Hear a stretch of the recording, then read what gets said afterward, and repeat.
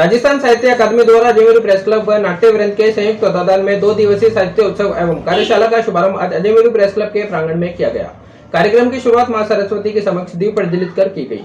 कार्यक्रम 5 सत्रों में आयोजित किया गया, जिसमें प्रथम सत्र में हिंदी साहित्य का वर्तमान परिदृश्य और अपेक्षाएं विषय पर कार्यशाला का आयोजन किया गया, जिसमें मुख्य अतिथि राजस्व मंडल राजस्थान अध्यक्ष राजेश्वर सिंह रहे। सारस्वत अतिथि मधुमती संपादक डॉक्टर ब्रजेश रतन जोशी रहे। कार्यक्रम की अध्यक्षता डॉक्टर रमेश अग्रवाल ने की। इस मौके पर रागिनी चतुर्वेदी की शिष्या, विनीता निर्जर की धूप कितनी तेज है, ओपी चाष्टा की एक सफर एहसासों का और डॉक्टर सुरेंद्र भटनागर की शाही सड़क की कविता के पांव कृतियों का लोकार्पण भी किया गया। कार्यक्रम के द्वितीय सत्र में कथा साहित्य वर्तमान परिदृश्य और अपेक्षा विषय रहा। तृतीय सत्र काव्य लोक वर्तमान परिदृश्य और अपेक्षा विषय पर आधारित रहा। इसी तरह चौथे और पांचवें सत्र में कार्यशाला अभ्यास और काव्य गोष्ठी का आयोजन किया गया। कार्यक्रम के संयोजक उमेश कुमार चौरसिया रहे। कल इस कार्यशाला का समापन होगा, जिसमें शहर के कई साहित्यकार शिरकत करेंगे।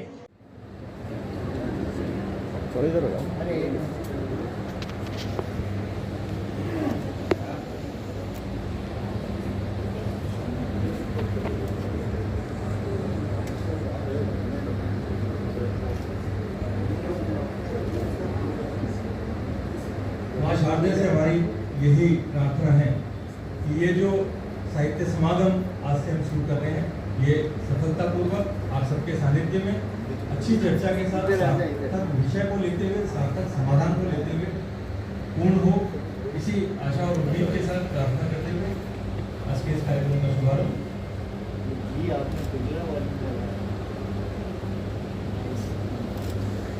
आइए वैसा अपना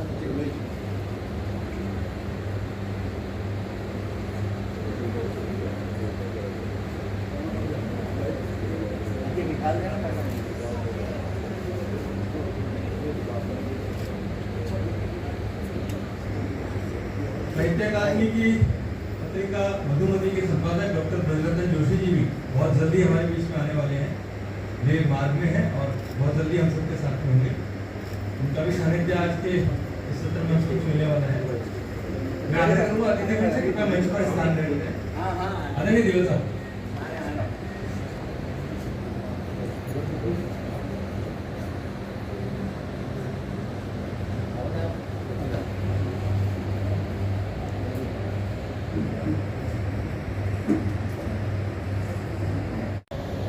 साथ ही आग्रह करूँगा डॉक्टर के शर्मा जी से वे आए और आपके सरस्वती माननीय देवल साहब को स्वागत करें।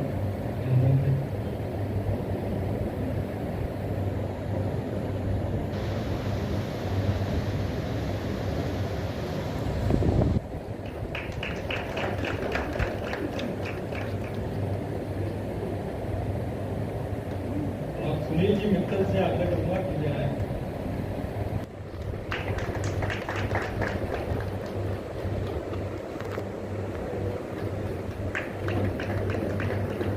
हम लोग विषय पर अपनी चर्चा शुरू करें उससे पूर्व आग्रह कर रहा हूँ डॉक्टर इस पर चर्चा करने आप तो नहीं उत्सुक हैं।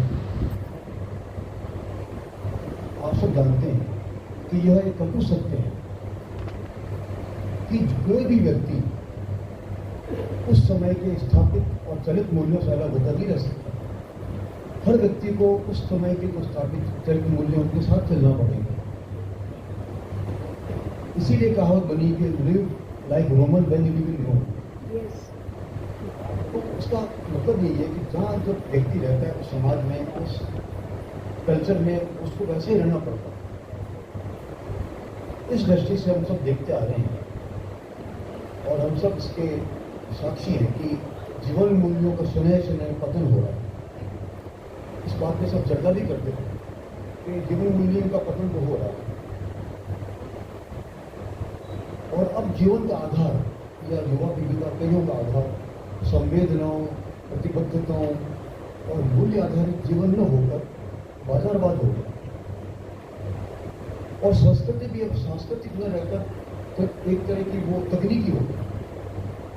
हम भी कह सकते हैं कि कंज्यूमर कल्चर, पैकेज कल्चर ये हावी हो रहा है। हम देखते हैं जब हम ये बात करते हैं तो मुझे अनायास ही कभी केदारनाथ सिंह जी की दो पंक्तियां आ जाती हैं जो मैंने पहले पढ़ी थी। कभी केदारनाथ सिंह जी कहते हैं कि तुमने जहां लिखा है प्यार, तुमने जहां लिखा है प्यार, जहां लिख दो सड़क, फर्क नहीं पड़ता। तुमने जहां लिखा है प्यार, वहां सड़क लिख दो, फर्क नहीं पड़ता। वहां लिख दो सड़क, फर्क नहीं पड़ता। मेरे युग का मुहावरा है, फर्क नहीं पड़ता। इस युग का मुहावरा है, फर्क नहीं पड़ता। इस पतनशील और बाजारवाद के समय में अगर युवा पीढ़ी को कोई सच्चे अर्थों में राह दिखा सकता है, कोई रहनुमा बन सकता है युवा पीढ़ी का, तो मेरी नज़र में आप इससे कहेंगे कि ये सही रास्ता दिखाने वाला सिर्फ साहित्य और साहित्यिक है। तो वो भी साहित्य एक स्वच्छ, स्वस्थ और प्रेरक से। अब सवाल ये उठ रहे हैं कि क्या वो पहला और असरदार साहित्य रहा है जो पहले लिखा गया था? लोग पूछते हैं क्या भी वो साहित्य रचा जा रहा है जो पहले लिखा गया था? यह एक ध्रुव सत्य है कि अगर साहित्यकार पूरे मनोयोग से और पूरी दिल की गहराइयों से कुछ साहित्य रचेगा तो यह असंभव है कि असरदार न असर करेगा और समाज को आईना दिखाकर अभिभावकों की तरह उसे जहाँ सही राह पर चलने को मजबूर कर करेगा। ये ध्रुव सत्य। आज हम सभी इसी बिंदु पर चर्चा करने वाले हैं और गहराई विचार करने वाले हैं, एकत्रित हुए हैं। विस्तृत जानकारी हमारे आयोजक उदय प्रकाश जी ने दे दी है और आगे देते रहेंगे। इस साहित्य उत्सव में इस चर्चा के लिए आप सब यहाँ इस सभी रूपी उत्सव में पधारे, हमें समय दिया। आप सबको मेरी स्वयं की ओर से, अजय मेरू प्रेस क्लब की ओर से और नाचन की ओर से बहुत बहुत साधुवाद और पुनः हार्दिक धन्यवाद और स्वागत और अभिनंदन। जय भारत। ये 2 दिन का जो साहित्य उत्सव है, इसमें आज का पहला सत्र है। उसके बाद में दूसरा सत्र जब शुरू होगा वो कथा साहित्य पर होगा। कथा साहित्य का वर्तमान परिदृश्य और अपेक्षाएं। इसमें अध्यक्षता डॉक्टर कमला गोंदानी जी वो करने वाली है और मधु आचार्य आशावादी जो बीकानेर से हमारे देश में आने वाले हैं वो इसमें सारा सत्र के रूप में होंगे। शमा खान जी, राजेश भटनागर जी पत्रवाचन करेंगे। देवदत्त जी, नीलिमा तिग्गा जी, रंजना माथुर जी इसमें अपनी कवियों का परिचय देंगे। इसके बाद में भोजन अंतराल के बाद जो तीसरा सत्र होने वाला है आज का, उसका विषय है काव्य लोक का वर्तमान परिदृश्य और अपेक्षाएं। इसमें श्री हरीश करमचंदानी जी जयपुर से वरिष्ठ कवि हैं, वो हम सबके बीच में रहने वाले हैं। डॉक्टर अनंत भटनागर जी और श्री राज बिहारी गौड़ जी ये सरस्वती अतिथि के रूप में हम सबके बीच में रहेंगे। डॉक्टर अंजू अग्रवाल, भावना शर्मा जी और सुमन जी इसमें पत्र वाचन करेंगे। डॉक्टर ब्रजेश माथुर जी, रागिनी जी और सुनील मित्तल जी इसमें अपनी कृतियों का परिचय देंगे। इसके बाद एक रचनात्मक सत्र होने वाला है। उस रचनात्मक सत्र रहेगा, सुनने और सुनाने का अवसर रहेगा। कल दूसरे दिन क्योंकि मुंशी प्रेमचंद जी की जयंती भी है, इसलिए कल के दोनों सत्र में प्रेमचंद जी को केंद्र में रखते हुए ही चर्चा होगी। इसमें पहला सत्र जो होगा 9:30 बजे का शुरू होगा और उसका विषय है बाल साहित्य में नाटक का वर्तमान परिदृश्य और अपेक्षाएं। इसमें दीनदयाल जी शर्मा जो प्रसिद्ध बाल साहित्यकार है, हनुमानगढ़ से हमारे बीच में आएंगे और प्रोफेसर आयुष्मान गोस्वामी जो MDS यूनिवर्सिटी में डीन है शिक्षा के, और न केवल डीन है शिक्षा के बल्कि बहुत अच्छे कलाविज्ञ हैं। जयपुर में जो तमाशा शैली की नाट्य विधा चलती है वर्षों से, उस परंपरा से जुड़े हुए कलाकार भी हैं। इस नाते वे हमारे सबके बीच में होंगे। इस सत्र में विनीता आशीष जैन अपना प्रवचन करेंगी। प्रदीप गुप्ता जी, प्रतिभा जी, चेतना उपाध्याय जी और विशाल बायल अपनी कृति का परिचय देंगे। समापन सत्र होगा। समापन सत्र का विषय होगा मुंशी प्रेमचंद का हिंदी साहित्य में योगदान, और उसमें हम सबके बीच में प्रशासनिक अधिकारी टिकमचंद जी बोहरा जो अंजाना के नाम से लिखते भी हैं, बहुत अच्छे लेखक हैं, साहित्यकार हैं, वे हमारे बीच में होंगे। उनके साथ में देवल साहब का सानिध्य भी हमें मिलेगा और अकादमी के सचिव डॉक्टर बसंत सोलंकी वो भी हमारे बीच में होंगे। दोनों सत्रों में, आज के सत्र में भी और समापन सत्र में भी कुछ पुस्तकों का लोकार्पण भी होगा। उन पुस्तकों के बारे में आपको जानकारी दी जाएगी। अभी जो लोकार्पित होने वाली पुस्तकें हैं उसमें रागिनी जी कहाँ है, वो मौलिकता लाने का प्रयास उन कहानियों में होना चाहिए। ऐसा महसूस होता है जब हम सब उनको पढ़ते हैं, उन कहानियों को देखते हैं। ऐसे ही लघु कथा अभी एक नई विधा है जो एक स्थापित विधा कही जाती लगी है, और उस विधा में बहुत सारे लोग लिखने भी लगे हैं, हमारे बीच में है वो। उनको हम सुनेंगे तो बहुत सारी चीज़ें, हमारी भ्रांतियाँ भी खुलेंगी और बहुत सारी जानकारियाँ भी हमारी बढ़ेंगी। तो ये कुछ बातें थी जिनको लेकर के आज के इस विषय को आगे बढ़ाते हुए वो जो प्रश्न है कि हम किस प्रकार का साहित्य अभी है और किस प्रकार का साहित्य आज का पाठक अपेक्षा रखता है, क्योंकि हम कहते हैं पाठक साहित्य से दूर हो रहा है, तो वो दोष पाठक का नहीं है, वो दोष साहित्य का है। साहित्य उसके अनुकूल नहीं रचा जा रहा, इसलिए पाठक उसकी रुचि उसको पढ़ने में नहीं है और इसीलिए वो पाठक उससे दूर हो रहा है, ऐसा मुझे लगता है। और आज के मुख्य अतिथि उत्सव के श्रीमान राजेश्वर सिंह साहब अध्यक्षता कर रहे, हमारे अजमेर के साहित्य जगत और पत्रकारिता के एक बहुत बड़े स्तंभ डॉक्टर रमेश जी। क्योंकि ये सब अगर मैं न कहूँ तो मेरे अपनी आत्मा के साथ न्याय नहीं हो, क्योंकि ये एकमात्र ऐसे व्यक्ति हैं जो हमेशा नेपथ्य में रहते हैं। और साथियों जहाँ बैठे हैं साहब, ये जो प्रेस क्लब में जो साहित्य की गतिविधियाँ शुरू हुई है ना, प्रेस क्लब में साहित्य का इतना दखल पहले, इससे पहले पूर्व में कभी नहीं रहा। तो वो सब कुछ एक व्यक्ति के कारण से, और वो व्यक्ति आज के अध्यक्ष का। तो आपका अध्यक्ष मेरे मित्र कमला जी, गुरुजा जी,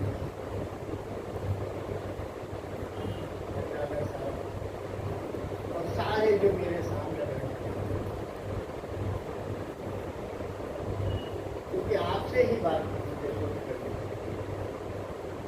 सबसे पहले तो मैं आपको आज का दिवस, तो प्रेमचंद जी की जन्मदिन, आज का जो महत्वपूर्ण दिन है, जो साहित्य अकादमी ने चुना है आज के फंक्शन के लिए, आप में से बहुत सारे लोग पता नहीं होगा, आज मीरा की जयंती है, जो राजस्थान में, पूरे राजस्थान में साहित्य की मशाल जलाने वाले जो बिरले लोग हैं, जो सर्वप्रथम 500-600 साल पहले एक विद्रोहिणी स्त्री के रूप में खड़ी होकर करके एक पूरी सामंती व्यवस्था को चुनौती देने वाली एक ऐसी कद्दावर महिला पत्रिका मधुमती के संपादक आदरणीय डॉक्टर कलराज जोशी हमारे बीच में पधार गए हैं।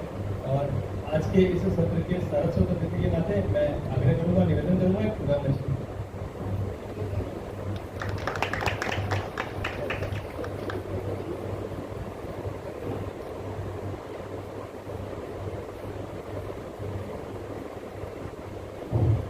और साथ ही हमारे साथी डॉक्टर विनीताशीष जैन से आग्रह करूंगा और साथ में सुमन जी से वे आए और ब्रजरंजन जी का स्वागत करें।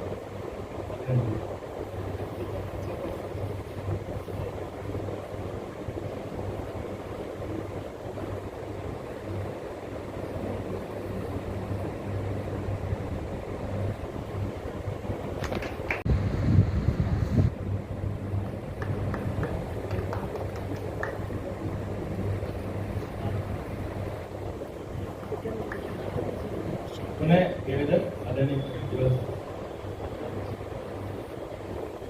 अभी हमारे बीच में उपस्थित हुए भाई मधु आचार्य आशावादी गांधी उस नमक को एक नया अर्थ देते हैं। नमक से भी ज्यादा जरूरी आजादी, मनुष्यत्व के लिए सबसे ज्यादा जरूरी स्वतंत्रता।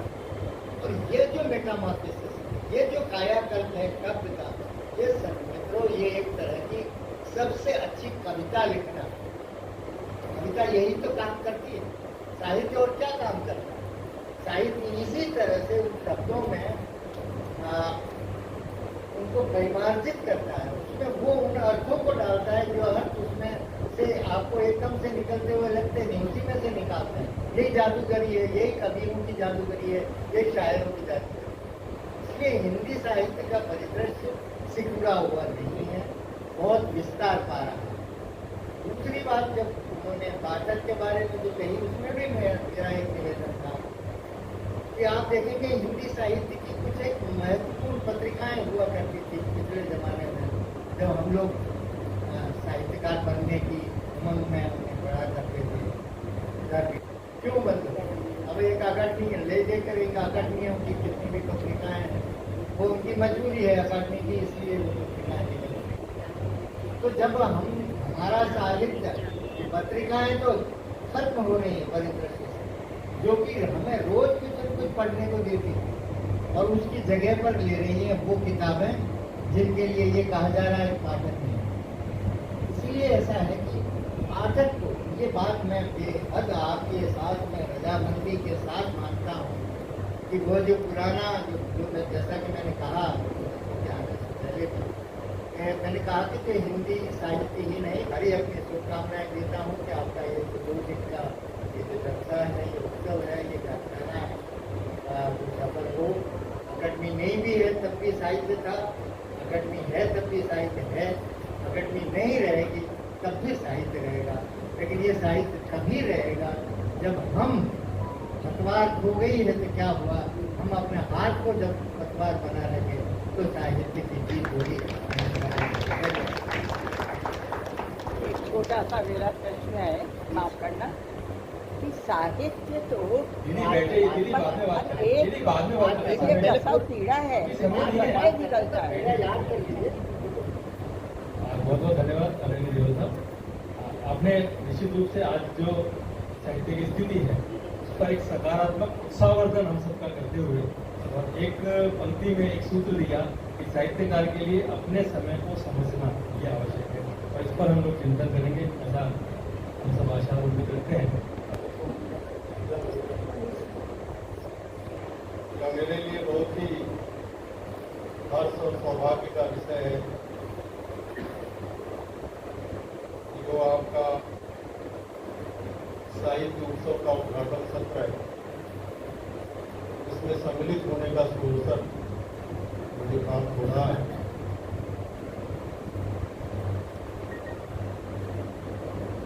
इतने वरिष्ठ साहित्यकारों के बीच में और साहित्य और बोलना ये थोड़ा कठिन काम है, लेकिन मैं कोशिश करूंगा। तो विषय है हिंदी साहित्य का वर्तमान परिदृश्य और अपेक्षा।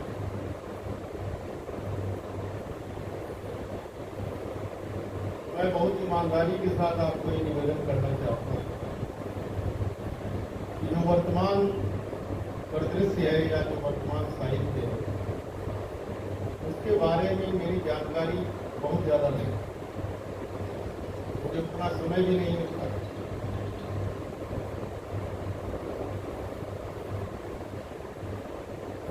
लेकिन पुराना जो साहित्य है वो हमने पढ़ा है, जो थोड़ा बहुत मेरा ज्ञान है उसके आधार पर मैं अपनी बात कहूँगा।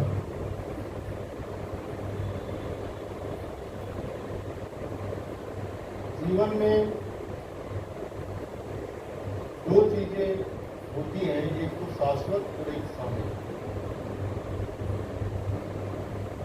जब आप सामयिक की बात करते हैं तो शाश्वत की अपेक्षा नहीं, और जब शाश्वत की बात करते हैं तो आप ये नहीं कर सकते कि जो सामयिक है वो आपका है। दोनों का अपना महत्व। आप कितने कुंवर नारायण को पढ़ लीजिए, मुक्तिबोध को पढ़ लीजिए, एकांत श्रीवास्तव को पढ़ लीजिए, लेकिन जो वाल्मीकि हैं, जो तुलसी हैं, गौमुखी है, भास है, कालिदास है, कबीर है, रहीम है, उनका महत्व कम नहीं है, उनका अपना स्थान है, और वो एक ही परंपरा के सूत्र है, वो एक साथ ही सूत्रबद्ध है। साहित्य का सारा जो उद्देश्य है,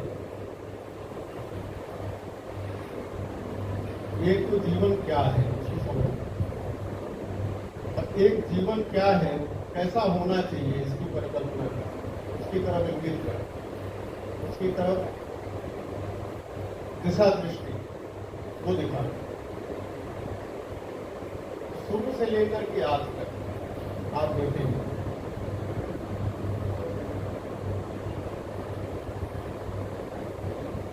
मैं कल किसी से बात कर रहा था तो मेरे दिमाग में एक चीज आई कि दुनिया में प्रारंभ से ही सात्विक, राजसिक और तामसिक ये प्रवृत्तियां रही। अब 3 तरह के मनुष्य हैं।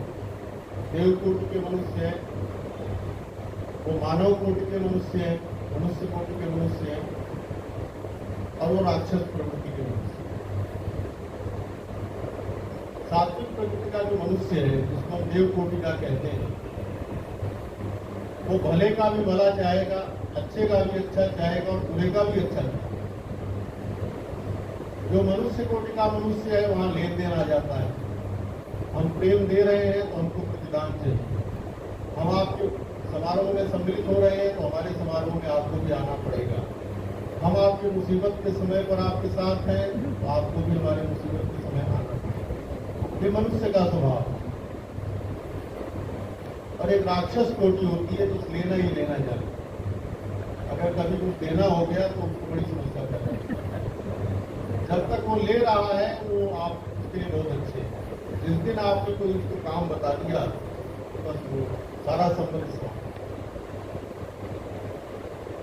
तो जिसको हम कहते हैं कि वासना, प्रेम और करुणा, ये 3 तरह की प्रवृत्तियां हैं जो सारी दुनिया को विभाजित करती हैं। हम वासना से ऊपर उठना चाहते हैं, हम प्रेम को जी रहे हैं और हम करुण हृदय होना चाहते हैं। हम चाहते हैं कि हम इतने विशाल हो जाएं, इतने उदार हो जाएं, हमारा दृष्टिकोण इतना व्यापक हो जाए कि हम केवल देना ही देना चाहें। तो ये जीवन जैसा भी है, बदरूप है, बदरंग है, विकृत है, लेकिन उसके साथ साथ आप ये भी देखेंगे बहुत सारी अच्छाई और भलाई ये भी इसको मौजूद है। एक साथ 2 तरह की प्रवृत्तियां हमने देखी। अभी यहाँ आने से पहले मैं इनसे देवल साहब से बात कर रहा था। परस्पर विरोधी प्रवृत्तियां समाज में दिखाई पड़ती हैं। आज अखबार के पहले पेज पर था कि साहब हिंदी माध्यम में इंजीनियरिंग पढ़ाई जाएगी और तमिल में और मध्य प्रदेश में शायद ज्यादा ऑप्ट किया है, राजस्थान में कम ऑप्ट किया है। दूसरी प्रवृत्ति क्या दिखाई पड़ रही है कि जो है आपके जो वर्नाक्यूलर मीडियम के स्कूल हैं उनको बंद किया जा रहा है। हिंदी माध्यम स्कूलों को अपने आप अंग्रेजी में कन्वर्ट कर रहे हैं और जो आपके YSR क्या है जगन रेड्डी, उन्होंने तो अपने यहाँ बंद ही कर दिया तेलुगु मीडियम के साथ, हमको इंग्लिश ही पढ़ाया। परस्पर विरोधी प्रवृत्तियां। अब ये द्वंद्व ये हमेशा रहेगा। इस सारे द्वंद्व का समाहार हो जाए तो हमें लगता है प्रलय हो जाएगा। तो हमें लगता है कि द्वंद्वात्मकता है यही दुनिया को चलाए रहे। अब आप राजस्थानी और हिंदी का भी देखिए। राजस्थानी के साहित्यकार बहुत ही मजबूती के साथ बोलते हैं और मुझे बड़ा अच्छा भी लगता है और कहीं कहीं सही भी लगता है कि राजस्थानी जो है उसका मान्यता मिलनी चाहिए और क्या कहते हैं कि उसमें मेडिकल पढ़ाया जाना चाहिए, कोर्ट में आनी चाहिए, वो सरकार में आनी चाहिए वगैरह। फिर ये लगता है कि साहब अभी तो हिंदी को ही कोई स्थान नहीं मिला, अभी तो हिंदी की बात करने की कुछ अंग्रेजी, जबकि उसमें पारिभाषिक शब्दावली बनी गई, आयोग बन गए, इतना मेहनत हुई, इसके बाद भी हम लोग आज तक मेडिकल इंजीनियरिंग नहीं पढ़ा पा रहे हैं। और जो पढ़ेंगे उनका क्या भविष्य होगा? क्योंकि ये जो महात्मा गांधी अंतर्राष्ट्रीय हिंदी विश्वविद्यालय है, इसने MBA शुरू करा था हिंदी मीडियम में, तो 4 विद्यार्थी नहीं मिले तो बंद करना पड़ा। तो ये भी एक समस्या है।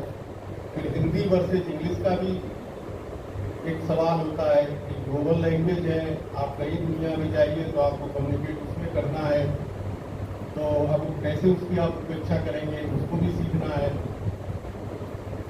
अब कई बार मैं ऐसे लोगों को भी देखता हूँ पीवी नरसिंह राव जैसे लोगों को जो 15 भाषाएं बड़े अधिकार के साथ बोल सकते हैं, उनका अधिकार रहता है। इंदिरा जी को मैंने देखा है कि वो फ्रेंच भी बढ़िया बोल लेती थी, हिंदी का उनका जो उच्चारण था और वो शैली थी वो इतनी शुद्ध और निश्चित थी कि वैसी हिंदी अच्छे हिंदी जो विद्वान नहीं बोल पाएंगे, और इंग्लिश तो आती ही थी। तो अब कैसे इन चीजों का तालमेल बैठाया जाए? हम ये सोचें कि एक चीज की उपेक्षा करके हम दूसरी चीज की तरफ जाएं तो नहीं, उनको हमें अपने जीवन में समायोजित करना पड़ेगा। हमारे यहाँ दिक्कत क्या है कि हमारे संस्कार जो है पूरे स्वदेशी है और हमारा जो डेवलपमेंट का मॉडल है वो पूरा विदेशी।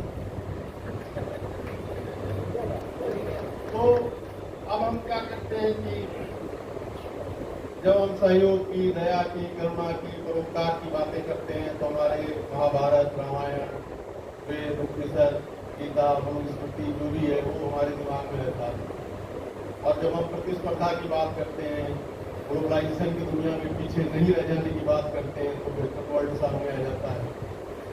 मैं अमेरिका गया था कोई ट्रेनिंग प्रोग्राम के सिलसिले में, तो 4-5 महीने में रहा। तो मैंने बड़ा अकेलापन महसूस किया। अब हम लोगों को गप्पे मारने की आदत है और वहाँ कोई गप मारने के लिए अवेलेबल नहीं है। तो हम भारत, पाकिस्तान, बांग्लादेश के जो ऑफिसर्स थे तो हम एक कोने में इकट्ठा हो जाते थे और हम गप्पे लगाते रहते थे कि तुम्हारा कहते थे हमारे पूर्वज आजमगढ़ से गए थे और हम तो अपने घरों में उर्दू बोलते हैं और तुम्हारी हिंदी से अलग नहीं है। और वो बंगला वाला भी कहता था कि हम भी बोलता है, हम भी तुम्हारी बात समझ लेता है, हमें कोई दिक्कत वाली बात नहीं है। और हमें बड़ा मजा आता था और लगता ही नहीं था कि हम आपस में इतने दुश्मन कंट्रीज हमारे बीच में इतनी समस्याएं चल रही हैं। सबसे ज्यादा आत्मीयता और सद्भाव और प्रेम सब वही था। लेकिन वहाँ के जो लोग थे उनके पास टाइम नहीं था। कई बार ये भी लगता है कि शायद गरीबी और पिछड़ेपन का भी अच्छाई, भलाई और सामूहिकता से कोई संबंध होता हो, क्योंकि जाहिर सी बात है कि जो दक्षिण अमेरिका के लोग थे वो जो है उनके अंदर ये जो आत्मीयता थी, जो सामूहिकता थी, जो संवाद था ज्यादा था। तो वहाँ पर एक बैंक मैनेजर थे, तो मैं जो अपना खाता खुलवाने के लिए गया तो 2 बैंक थे, तो एक बड़ी भीड़ थी तो हमने कहा यहाँ कोई नहीं है तो यही चलते हैं, अपना अच्छी तरह से ट्रांजेक्शन हो जाएगा। तो वो जो मैनेजर थे वो स्पेनियार्ड थे, स्पेनिश मूल के थे, तो उन्होंने बैठा दिया, कॉफी भी पिलाई। वही रोग उनको भी था जो हमें था गप्पे मारने का। तो वो कभी इंडिया आए हुए थे तो उन्होंने कहा कि रायसो सिंह हमें जो है एक चीज जो है बड़ा पीड़ित करती है। तो क्या कहे कि हम एक ऐसी दुनिया की कल्पना करते हैं जब सारे लोग पिज्जा बर्गर खाएंगे, सब जो है वो पैंट और टी-शर्ट पहनेंगे और सारे जगह चौड़ी सड़कें होंगी, लंबी गाड़ियां होंगी और ये जो आपका बिल्डिंग्स है, ये जो मल्टी स्टोरी बिल्डिंग्स होंगी। तो कहते हैं कि कोई आदमी अमेरिका से इंडिया या इंडिया से बांग्लादेश या बोत्सवाना, घाना क्या देखने के लिए जाएगा जब सारी दुनिया एक ही रंग में रंगी होगी। तो उनका जो टूरिज्म है या जो इंटरेस्ट पैदा होता है वो तो विविधता की वजह से ही पैदा होता है। तो सारा जो खेल है वो इस विविधता को बचाए रखने का भी, हमें लगता है कहीं कहीं ये भी संघर्ष है हमारे जीवन में। अब विविधता लुप्त हो रही है कि भाई एक इंटरनेशनल, कई बार मेरी समझ में नहीं आती है कि क्या लिखा है अंत में, क्या ये कहना क्या चाहते हैं इसमें, इस किसी किताब, कहानी, उसके बारे में। कई बार ये भी होता है ग्लोबलाइजेशन का इम्पैक्ट होगा कि 10 कहानियों की आलोचना सेम की सेम वैसी की वैसी लिखते हैं, 10 कविताओं की आलोचना वही शब्दावली और वही कुछ और सब कुछ वही हो जाता है। मतलब अंतर होना चाहिए तो वो चीज नहीं है। तो अब प्रेमचंद की अभी आपने बात करी, तो प्रेमचंद अभी मैंने फेसबुक पर 2-3 दिन पहले किसी अच्छे साहित्यकार की पोस्ट पढ़ी, तो उन्होंने कहा कि साहब हमने कभी एक शब्द कभी बोला था कि, और वो मुझे लगता है कि प्रेमचंद का सबसे बढ़िया मूल्यांकन है कि प्रेमचंद के साहित्य की सबसे बड़ी खासियत क्या है, तो विश्वसनीयता। तो प्रेमचंद का जो अपना नायक है या नायिका है या उसका जो खलना, उसको बहुत बड़ा अच्छा है, जिसमें सत्यम धर्मम चर्य करके वो लंबा आगे तक किया हुआ है। लास्ट में जो है 2 लाइन बहुत मार्मिक है। वो मार्मिक लाइन क्या थी? कहता है कि कोई व्यक्ति अगर लांछित हो गया, कोई पतित हो गया, कोई गिर गया है समाज की तरफ, तो उसके साथ वैसा ही व्यवहार करो जैसा ज्ञानी, सरल, विज्ञ और विद्वान लोग, विचार संपन्न लोग जैसा उसके प्रति। ये लास्ट है। क्या होता है कि हमने कहीं पढ़ा कि साहब इस व्यक्ति के साथ ये होता है, ये पतन और उत्थान जो है ये होता रहता है व्यक्ति का जीवन। हमने पढ़ा उस व्यक्ति के बारे में, तो हम तुरंत यह बोल के मैं अपनी बात खत्म करता हूँ कि जीवन गति है यह नित अरुद्ध चलता है। जीवन गति है यह नित अरुद्ध चलता है। पहला प्रमाण पावक का वह जलता है। शिखला निरोध निर्गलन धर्म चलता है। जीवन तरंग गर्जन है चलता है। धधको अभंग पल विपुल अरुद्ध चलो रे। धारा रोके यदि राग विरुद्ध चलो रे। धन्यवाद। जय हिंद।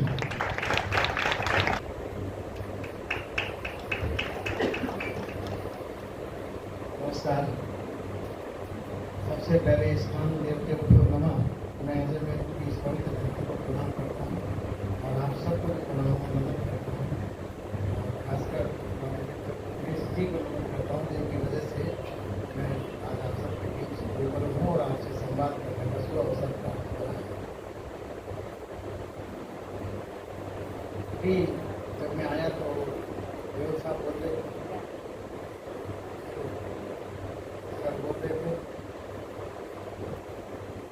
लग ही नहीं रहा था कि किसी ऐसी कार्यशाला में या किसी साहित्यिक उत्सव में बैठे, जैसे कि उत्सव में बैठे, बल्कि ये लग रहा था कि जैसे हम किसी तपश्चर्या में और बहुत गहरी चिंतन की ओर। उन्होंने बहुत ही सुंदर सुंदर बातें, सार जो भी ज्ञान का सार थोथा दे उड़ा, ये वाली रीति और नीति अपनाते हुए बहुत महत्वपूर्ण बात है। रामेश्वर जी को सुनते हुए मुझे अपने शहर के प्रतिनिधि नेता याद आए, और साहब जानते होंगे जगन्नाथ जी का। उनको कोई जाकर कहता कि ऐसा, मैं तो देखिए जैसा मान लीजिए मधुर जी ने कहा कि मैं बहुत वीक, उनकी क्या बहुत प्रत्युत्पन्न व्यक्तित्व रखती थी, बहुत जबरदस्त आपको परिचित है उनके आदमी जवाबी के। तो कहते कि साहब मैं तो कमजोर हूँ साहब, मैं तो देखो जैसे राजेश सिंह मैं तो कुछ ऐसे ही बोल गया वो। अभी जनार्दन जी बैठे होते वो तपाक से बोलते कि भगवान करे सारे राजेश्वर सिंह जी बन जाए और सारा हिंदुस्तान आपकी तरह ऐसा होते हैं। तो इतना सुंदर बोल रहे थे, कैसे संभव है ये कि इतना संतुलित। और ये सहयोग है। मेरे साथ ही दूसरा, अभी मैं कुछ महीने पहले जब था वहाँ IIS शिमला था, तो वहाँ मुझे सबने कहा हिंदी के बड़े लेखकों ने कि आप वहाँ के संस्कृत सचिव से जरूर मिलिए, राकेश कंवर जी से, हिमाचल के। तो मैंने पूछा क्यों? तो बोले वो वैसे अधिकारी नहीं है, वो बड़े संजीदा अधिकारी है, ये बहुत तारीफ की। तो एक दिन मैं चला गया मिलने, समय लिया मैंने वहाँ से और मिले। उनसे मिलने बाद मेरी ये धारणा जो थोड़ी बहुत थी कि भाई सामान्य अधिकारी वर्ग जो है वो साहित्य कला इत्यादि को अपनी प्राथमिकता में नहीं रखता। मैं गया तो वो सारी मीटिंगें ले रहे थे और वहाँ हिमाचल में निर्मल वर्मा जी चूँकि वहीं पैदा हुए, तो उनको लेकर वो बड़ा काम कर रहे थे। तो उस पर वो बोले आइए मुझे मालूम है आपने अभी अंक निकाला है, हम पे इंतजार करें, बोले तो आप ही बताइए हम इसको क्या करें, इसको क्या करें, इसको क्या करें। मैं दंग रह गया, जिससे मेरा परिचय नहीं, कोई नहीं, उसने आते ही काम पे फोकस उनका ये देख कर की, और फिर उनकी जो ज्ञान की गति थी और जानने की जिज्ञासा और करने का उत्साह। और आज उन्हें मैंने राजेश्वर जी को इस ढंग से बोलते पाया, तो समझता हूँ राजस्थान के सुखद हाथों में, प्रशासन में भी अच्छे लोग बाकी है जो साहित्य कला और संस्कृति में। 2-3 बातें आपको बता देता हूँ पहले, फिर मैं अपनी बात करता हूँ।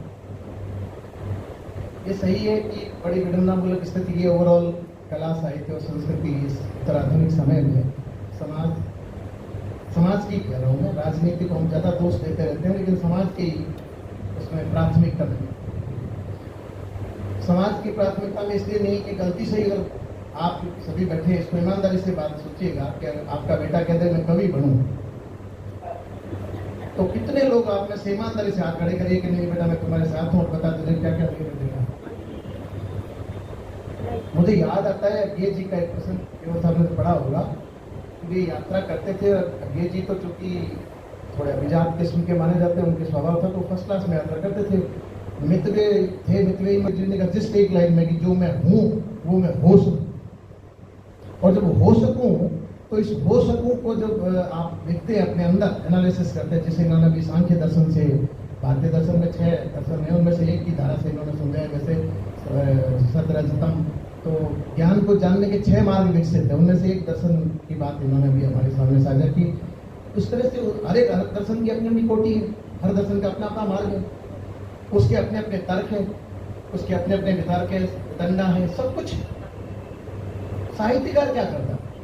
साहित्यकार ये करता है कि वो इन सब को अपने अंदर सोख लेता है और इनको सोख कर इनका सत्व ग्रहण करता है, और उस सत्व को, जिसे हम कई बार गलत अर्थों में समझते हैं, खासकर युवा लेखन के संदर्भ में ये प्राय आता है, आपको एक प्रश्न उठता है, आप देखते होंगे कुछ हिंदी में मुहावरे चले हुए हैं और कुछ है भी।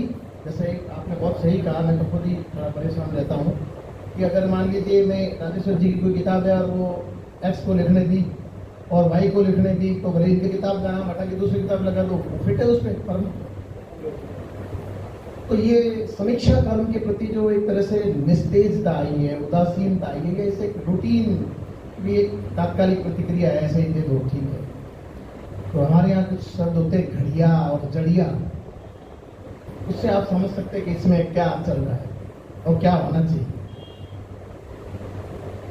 अब आप ये देखिए कि वो जो स्वयं को तलाश रहा है अपने आप, उसके आगे ये सब उद्देश्य कौन है? क्योंकि असली तो ये है कि मैं हूं कौन और मेरे होने का प्रयोजन क्या है यहाँ पे इस पृथ्वी नामक ग्रह में। और ऐसा नहीं है कि आप ये याद नहीं करते, जैसे अभी आपने फरमाया वर्नाकुलर वाली, ये वर्नाकुलर शब्द हमें जानबूझ कर दिया गया नीचा दिखाने के लिए।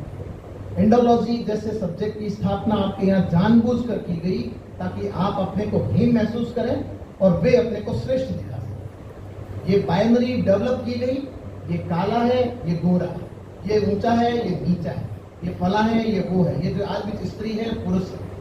हमारे यहाँ तो आप शंकराचार्य का जब वो अपने गुरु गोविंद पाद से मिलने गए तो शिवोहम शिवोहम, तो मैं तो कौन हूँ? मैं तो आत्मा हूँ, और आत्मा का तो कोई वो है नहीं कुछ भी। मैं डोल रही तारा घट घुसा नागरी खल कुल कुल कुल सा बोल रहा, किसलय का अंचल डोल रहा, लो यलति गावी भराई मृदु मधुर नवल रस गागरी, अल्पों में राग अमंद पिए पलकों में मलेज बंद किए, तू अब तक सोई है आली, आंखों में भरी व्यागरी बीती विभावरी जागरी। कुल 12 लाइनें, 52 वर्ण, जयशंकर प्रसाद। बोल हो रही, अर्थ निकाले एक लाइन, उठ जा जाग जा सुबह उगी, ये अर्थ है इसका। लेकिन ये जो इमेजरी डेवलप हुई है, किसने देखा था कि आकाश जो है पनघट है?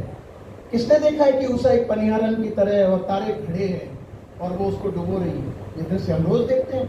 जो खुली छत में सोया है वो देखता है तारा डूब रहा है, आकाश है, कौन नहीं देखता? मैं समझता हूँ यहाँ बैठा कोई ऐसा व्यक्ति नहीं जिसने ऐसा नहीं देखा, देखा ही। लेकिन ये इसी प्रसाद डेवलप करता है, इसी युग का। उसके ठीक 10-20 साल बाद एक कवि और आता है शमशेर बहादुर से, जो हिंदी का सबसे जटिल कवि माना जाता है पिछले 50 साल, और जिसमें बहुत सारा काम होना शेष है। रंजना आर्गड़े ने एक बहुत ही अद्भुत पुस्तक लिखी है, कवियों का कवि, और ये पद उन्हें दिया था अक्के। और वो क्या लिखते हैं? भोर का नभ शंख नीला, रात का चौका अभी लीपा हुआ गीला हो जैसे। एक भोर वो देख रहा है और वही भोर उसने देखी। दैट इज ऑब्जर्वेशन, ये पर्यवेक्षण है, ये देखना।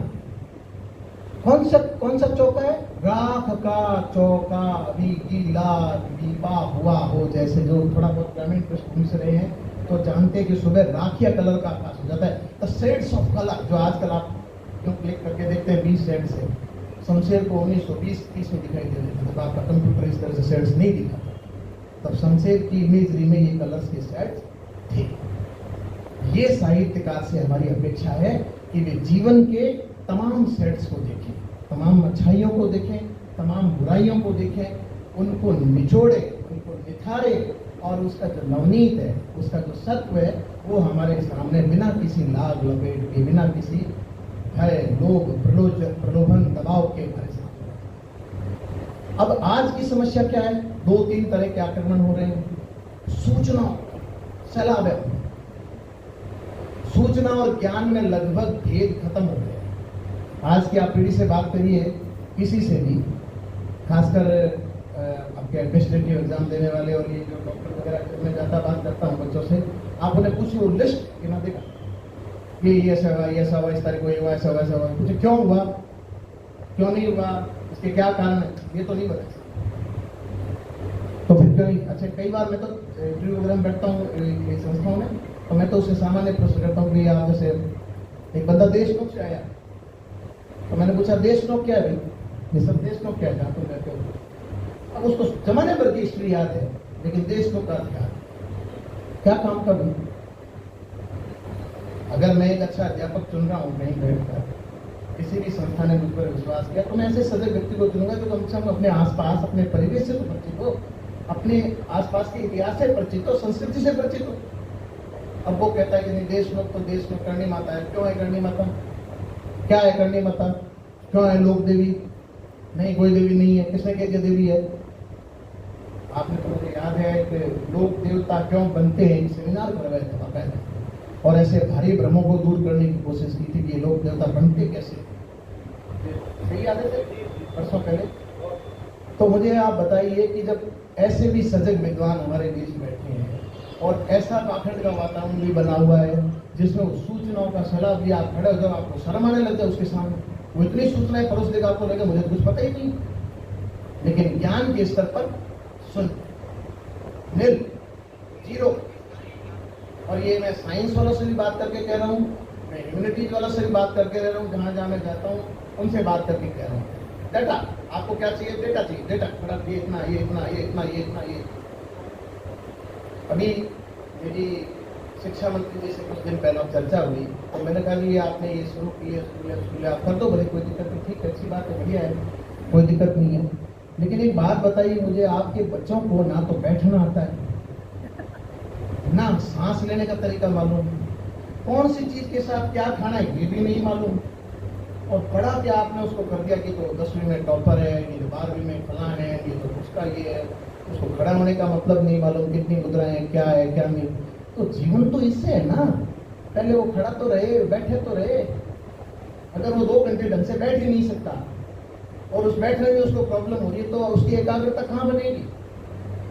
वो फाइन क्वालिटी का कंसंट्रेशन जिसको तोड़ने के लिए आपका जो क्या था वो मैकाले, जिसने ब्लैक बोर्ड बनाकर आपके कंसंट्रेशन को भंग करने की योजना की, क्योंकि आप पढ़िए, ये जो आवाज उठ रही है ये आप सब तक जाए, इसका सत्व हम ये ग्रहण करें कि हम ये जो चौतरफे दबाव है, जो तनाव है, जो द्वंद है, इनसे निर्द्वंद होकर, इनसे मुक्त होकर एक अच्छी भाव भूमि पर समान, जिसमें समदर्शिता का भाव हो, उस समदर्शी दृष्टि के साथ खड़े होकर चीज़ों को देखें, जाने, पहचाने और अपने विविध अनुभवों को व्यापक समाज के साथ साझा करें, ताकि सामाजिक अनुभव का रूपाकार भी और उसकी संरचना भी हमारे उस वैयक्तिक अनुभव के साथ तादात्म्य बिठा सके। वरना ये होता है कि वैयक्तिक अनुभव कुछ कहता है और सामाजिक संरचना कुछ कहती है। ये जो फांक आती है ये बहुत दिक्कत है और हमें पता भी नहीं चलती कि ये फांक आ गई है,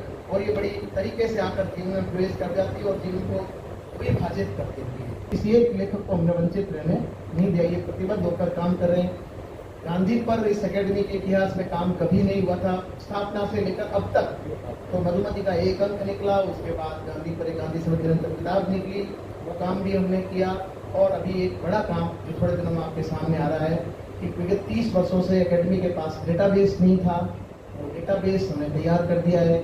ताकि प्रदेश की सरकार जब भी कोई जनहित में आपके साहित्यकारों के लिए निर्णय लें तो उसके पास सबकी एक सामान्य जानकारी, आधारभूत जानकारी उपलब्ध हो। वो इसी महीने हो सकता है तो अगले महीने आप सबको सपोर्ट करनी है। वो काम अंतिम चरण में है। बस हाँ, 2 चीज़ें सिर्फ रुकी हुई है, एक पुरस्कार और एक पद। और उसके लिए मैं देखता हूँ कि बहुत दिक्कत है, बेचारे संस्थाओं को बहुत सुनना पड़ता है, उसमें संस्था का कोई दोष है नहीं। पद और पुरस्कार है वो आपकी चाहना है, संस्था की नहीं है, संस्था तो आपको देगी, है ना। और बाकी काम ऑनलाइन मैं समझता हूँ अपने, मतलब आप लोग थोड़े बहुत भी सजग पाठक हैं तो मुझे ये बताते हुए आपको खुशी होगी कि इस समय मधुमती राजेश्वर की एकमात्र ऐसी पत्रिका है जिसने हिंदी में ऑनलाइन सदस्यता सरकारी पत्रिकाओं में और प्राइवेट में हंस, ज्ञानोदय इत्यादि ने हमसे बाद हमारा कॉपी किया। और कोरोना काल में जब हमारे अंक निरंतर आ रहे थे तो मुझसे लोगों ने पूछा कि ऐसा कैसे हो रहा है, तो मैंने कहा हमने कार्यविधि बदल दी समय के अनुसार अपनी, और वो सारी चीज़ें वो ऑनलाइन कर दी। PDF आपको मिल सकता है निःशुल्क। PMD फाइल रिसर्च वालों को चाहिए होती है, कॉपी पेस्ट उठाने के लिए भी की सामग्री लेनी है, वो भी निःशुल्क मिल रही है। मधुमती 10 दिन पहले ऑनलाइन आपके पास आ जाती है। 25 तारीख को आपके लिए रवाना होती है तो आपके मोबाइल पर एक संदेश फ्लैश होता है कि आज मधुमती का अंक जो है आपके लिए रवाना हो गया और आगामी 10 कार्य दिवसों मिलेगा।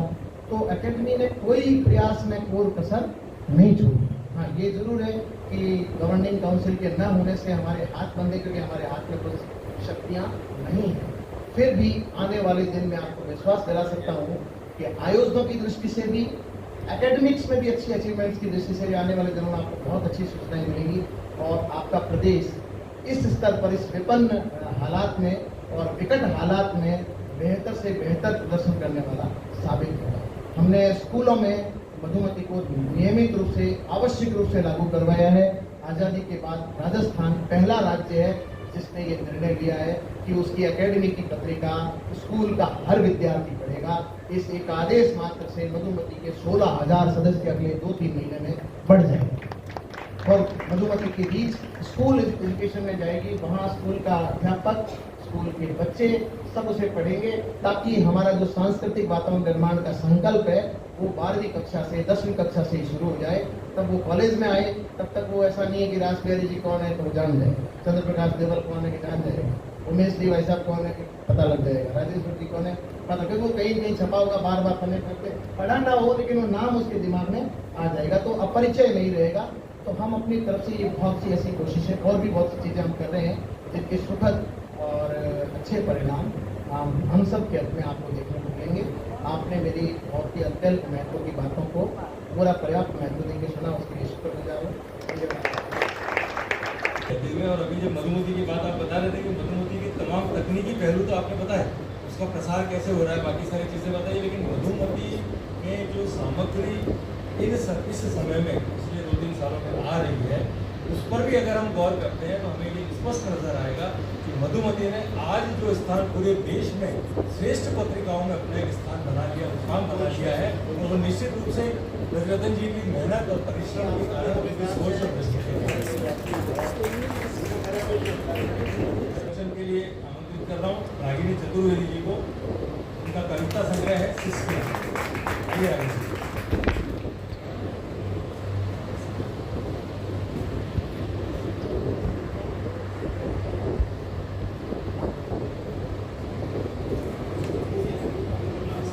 सभी अपने स्थान पर एक बार हो जाएंगे, स्थान बन जाएगा।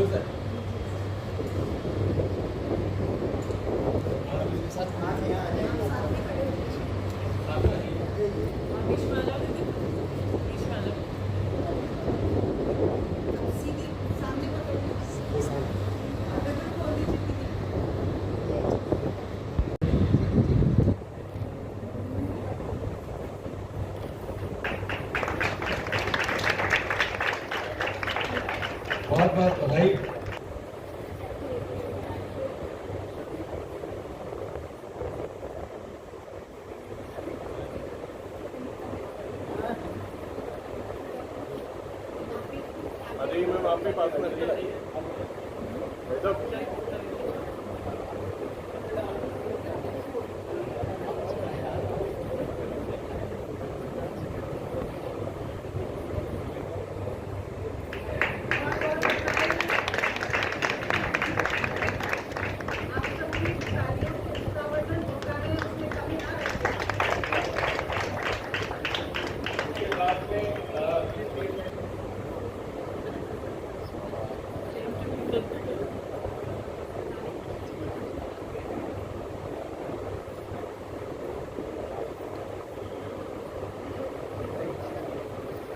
Yes sir.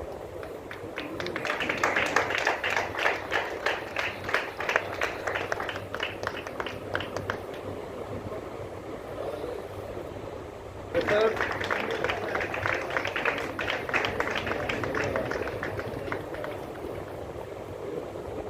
बहुत बहुत धन्यवाद आदरणीय अतिथि जी। ओपी मास्टर जी की एक किताब और है, हाँ, आइए। एक सफर एहसासों का गजल संग्रह जी।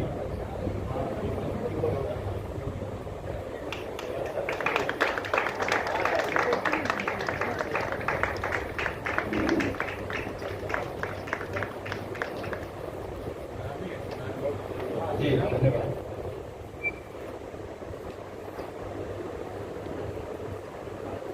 सम्मानीय राजेश्वर सिंह जी, आदरणीय देवल साहब, भाई रजरतन जी, मुकेश मधु जी, मेरे भाई और पुराने मित्र मधु आचार्य, यहाँ पर आने हुए सभी अतिथिगण और अजय मधु प्रेस क्लब परिवार के मेरे सभी साथियों,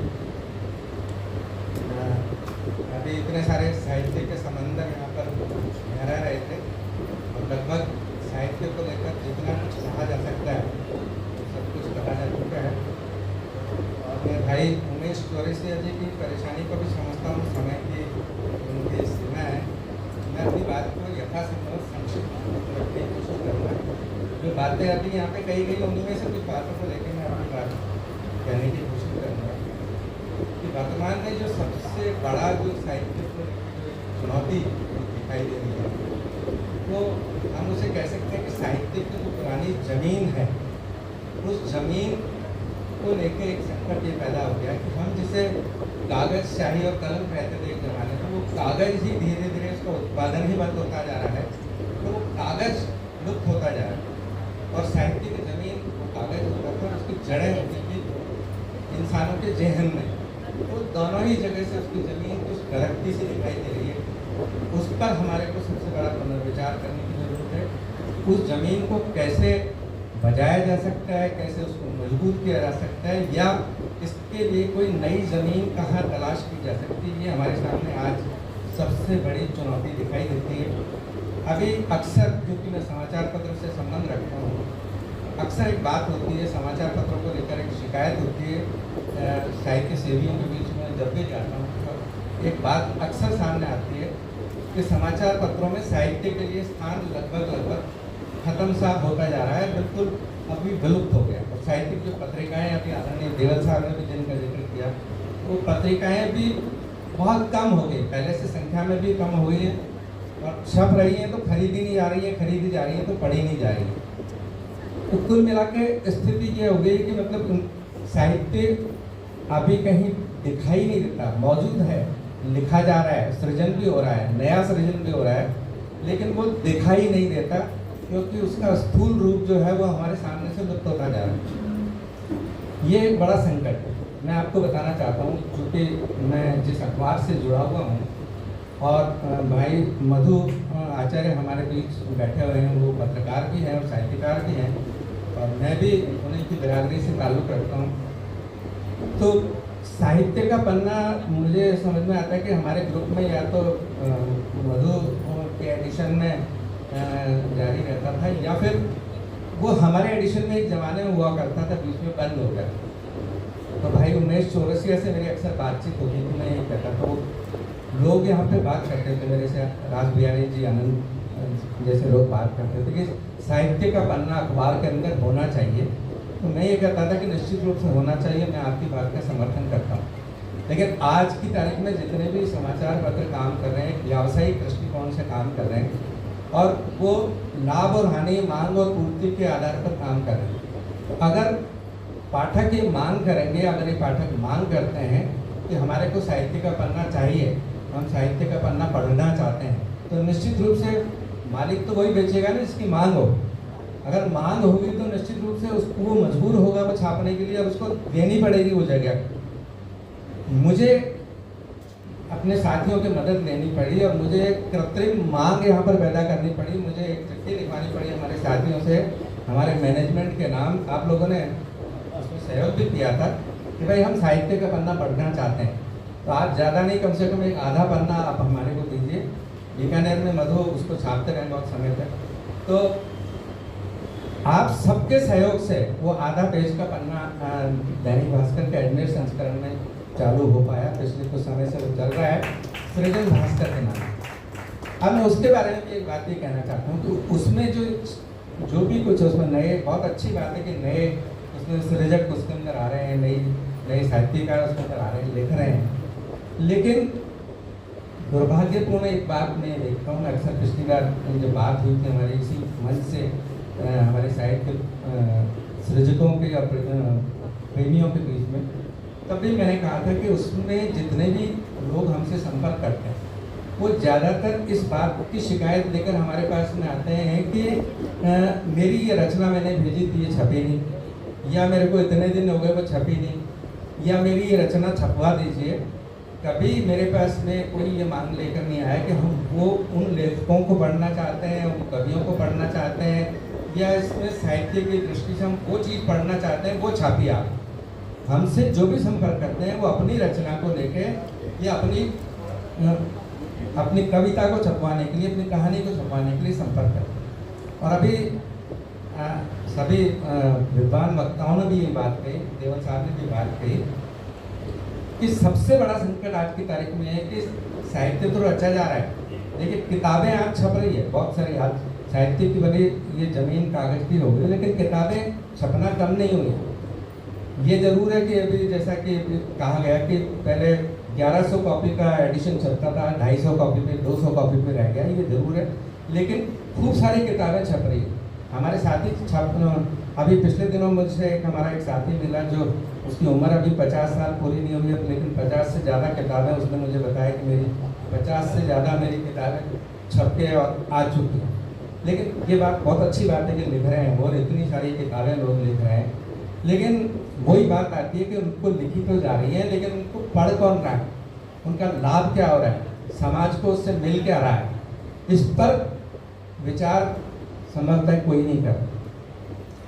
तो सबसे बड़ी बात है कि जब तक हम पढ़ेंगे नहीं, पढ़ने वाले नहीं होंगे, तो उस लिखने का मतलब क्या हो, अरण्य रोदन की तरह से है कि आप अपनी बात कहे जा रहे हो, उसको कोई सुन नहीं रहा है, वहाँ पे उसका कोई फायदा किसी को नहीं मिल रहा है और कहीं पे पहुँच नहीं रही है वो बात। तो ऐसी बात कहने का, ऐसी बात लिखने का कोई लाभ है या नहीं, हमारे को उस पर विचार करना चाहिए। आदरणीय देवल साहब ने भी कहा कि साहब हमारे को पुराना साहित्य या पुराना लिटरेचर इसलिए भी पढ़ना चाहिए कि हमें ये मालूम पड़े कि ये सब लिखा जा चुका है और उसके बाद जो रह गया है वो हम आगे लिखने की कोशिश करते हैं। बिल्कुल ठीक बात है, बिल्कुल सही बात है। वो मैं तो बल्कि इससे भी आगे एक बात की अपने साथियों को कहता हूँ कि हर इंसान को अपने जीवन में कम से कम एक किताब जरूर लिखनी चाहिए। वो किताब इसलिए लिखनी चाहिए क्योंकि उसने अपनी जो पुरानी पीढ़ियाँ थी उनसे जो अनुभव उसने विरासत में प्राप्त किया, उसने अपने जीवन में जो कमाया, उसने जो अनुभव लिया, उसने जिन संवेदनाओं को संजोया, उनको वो आगे आने वाली पीढ़ी तक पहुंचा सके। और किताब ही उसका माध्यम हो सकती है, साहित्य उसका माध्यम हो सकता है। उसको उन सारी बातों को उनको लिखना चाहिए जो उसके जीवन में सारे अनुभव हैं और जो उसने पुराने अनुभवों में जोड़ा। लेकिन उसको लिखने का फायदा तभी है जबकि उसको इस बात का आश्वासन हो कि उसका बेटा उस किताब को पढ़ेगा और उसके अनुभवों का लाभ उठाएगा। उस किताब को लिखने का फायदा तभी जबकि आने वाली पीढ़ी उसका फायदा उठाने के लिए तत्पर हो, वो उसको लिखना चाहिए। इसके साथ साथ मेरा एक निवेदन ये भी है कि हमें इसलिए भी पढ़ना चाहिए क्योंकि जो मेरा अनुभव रहा है, मैंने जो अपने जीवन में पाया है, मैं शेयर करना चाहता हूँ कि साहित्य से हमें ये तो मालूम पड़ता है कि पहले क्या कुछ हो चुका है, क्या कुछ लिखा जा चुका है। इसके साथ साथ साहित्य से हमारे भीतर हमारी भाषा का, हमारे विचारों का, हमारी अभिव्यक्ति का परिष्कार होता है, हमारी भाषा समृद्ध होती है। और न सिर्फ ये बल्कि हमारे भीतर संवेदनाओं का जन्म होता है। और संवेदनाएं ही, देखिए साहित्य का सबसे बड़ा, जो मैंने जमीन की बात कही थी ना, संवेदनाएं ही साहित्य का बीज है। जब तक हमारे भीतर संवेदना नहीं होगी, किसी भी साहित्य का सृजन या नया सृजन होना संभव नहीं है। और संवेदनाओं के साथ एक बहुत बड़ी बात जो अक्सर मैं हमारे पत्रकार साथियों से भी करता हूँ कि बात वो होनी चाहिए जो दिल से निकले। दिल तक पहुँचानी अगर किसी बात को है तो दिल से निकलनी चाहिए। और दिल से बात तब निकलेगी जब आपके दिल के भीतर निर्मलता हो, स्पंदन होगा, संवेदनाएं होगी।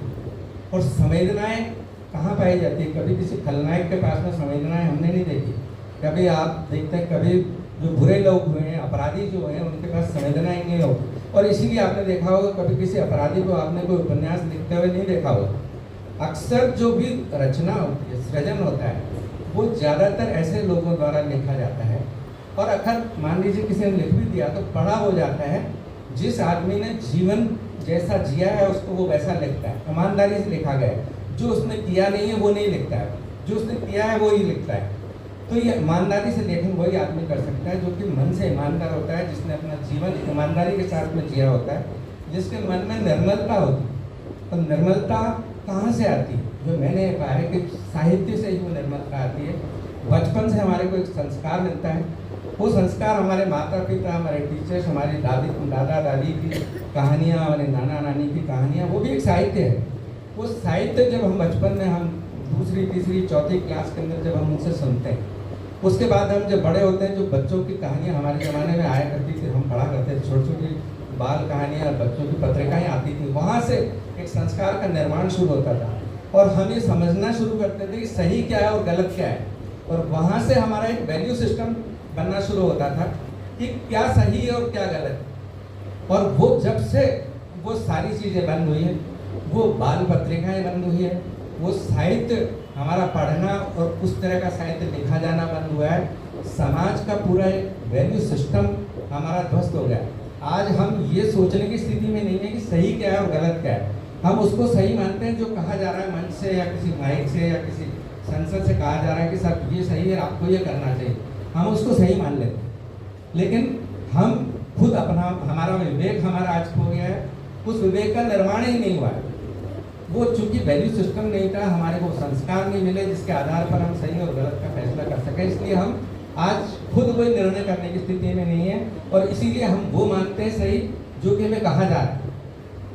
और आज अभी जो साहित्य से अपेक्षाएं हैं जिसकी बात हम कर रहे हैं, आज साहित्य से सबसे बड़ी अपेक्षाएं जो मैं महसूस करता हूँ कि जो आज ओवरऑल जो वैल्यू सिस्टम हमारा खत्म हो गया, हम पाश्चात्य संस्कृति का अनुकरण कर रहे हैं, पश्चिम हमारी तरफ आ रहा है और हम उनकी तरफ भाग रहे हैं। और कुल मिला के संवेदनाएं जिस तरीके से खत्म होती जा रही हैं, अभी आप सब लोगों ने महसूस किया होगा कोरोना जो दौर कभी निकला था, कोरोना बीमारी के दौरान हम देखकर कांप गए भीतर तक कि हमारे अंदर बचा क्या है।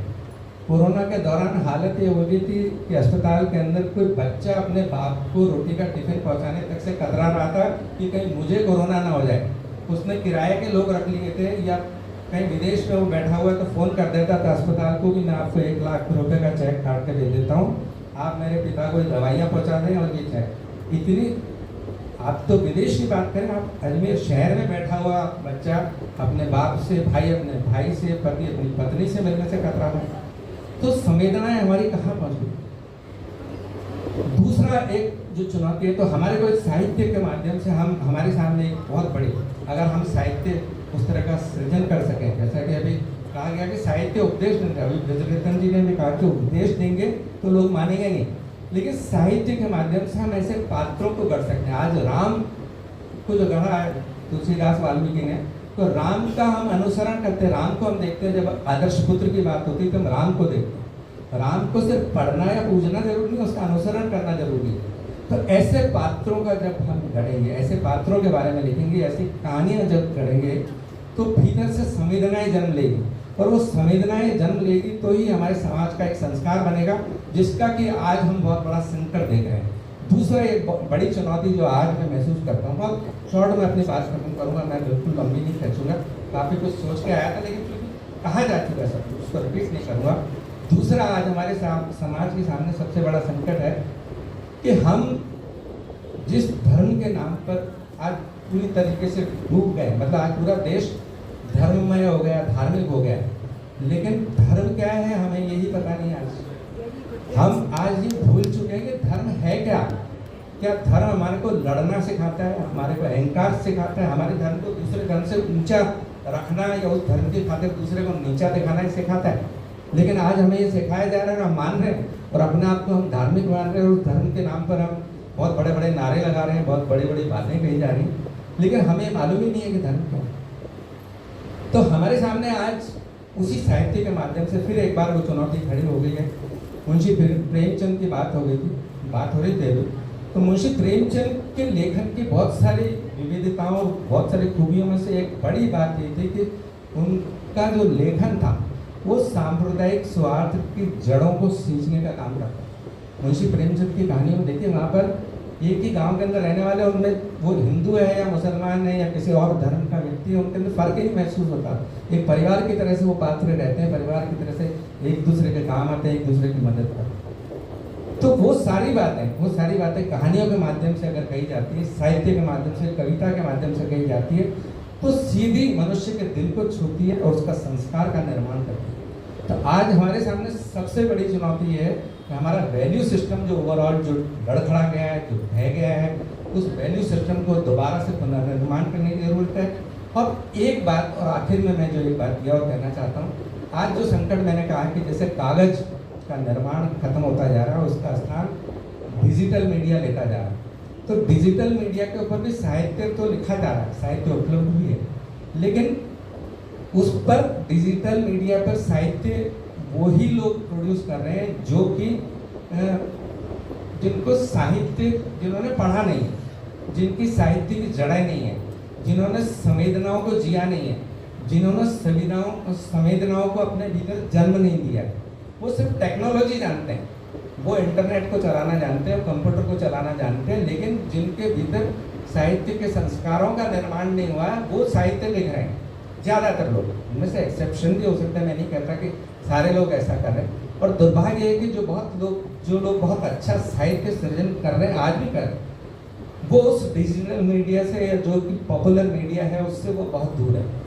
तो इसमें मेरा अपने भाइयों से, अपनी उम्र के लोगों से, या जो बहुत अच्छा साहित्य सृजन कर रहे हैं, उनसे मेरा ये भी अनुरोध है कि वो भी अपने आप को अपडेट करें और वो उस टेक्नोलॉजी को अपनाएं, उससे परहेज नहीं करें, उसको अपनाएं।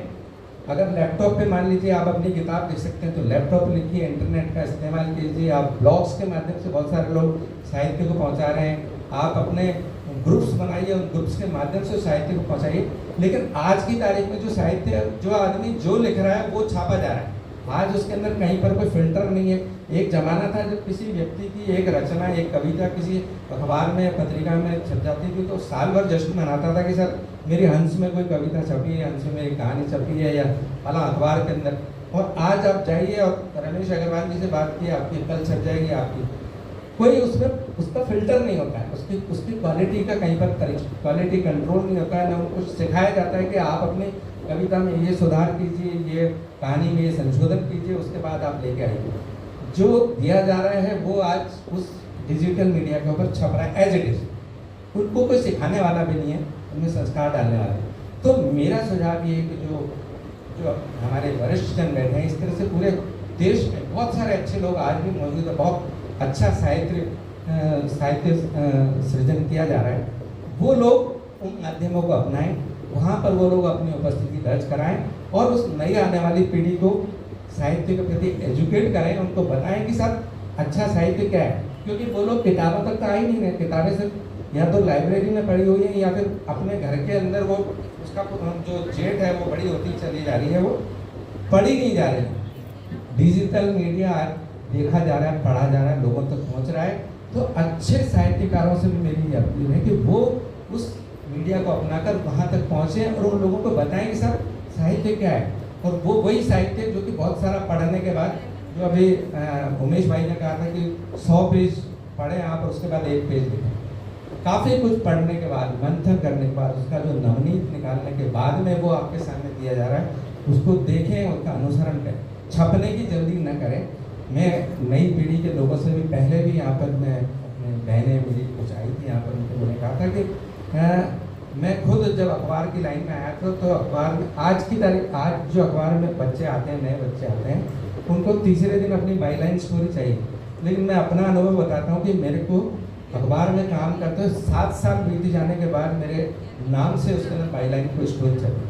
आज हर आदमी तुरंत तो लिखना चाहता है, पढ़ने से पहले लिखना चाहता है, लिखने से पहले छपना चाहता है। ये ही सबसे बड़ी दुर्भाग्यपूर्ण प्रवृत्ति है हमारे को। इसमें दोनों के बीच में तालमेल बैठाने की, दोनों ही तरफ अगर हम दोनों पर रोक लगाएंगे तो अति होगी। दोनों के बीच में आदर्श तालमेल की ज़रूरत है। हमारे को भी उस मीडिया तक पहुंचने की ज़रूरत है। उन लोगों को भी जो वरिष्ठ लोग हैं, जो अच्छा साहित्य रच रहे हैं, उन तक पहुंचने के लिए उनको प्रेरणा मिलनी चाहिए। मैं काफ़ी समय आपका ले चुका हूँ और काफ़ी समय भी बीत चुका है। आगे दूसरे सत्र में हम सभी का इंतजार कर रहे हैं। मैं इतनी बात कहकर आप सबसे इजाज़त चाहूँगा और आपने मुझे बुलाया, मनीष भाई, आपने, आप लोगों ने मुझे सुना तसल्ली से। आप सभी का बहुत बहुत आभार, धन्यवाद।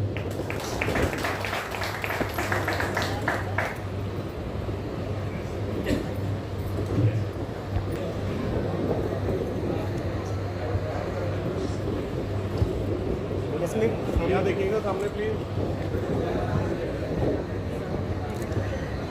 सर थोड़ा सा प्लीज चुप रहा था। Yes please.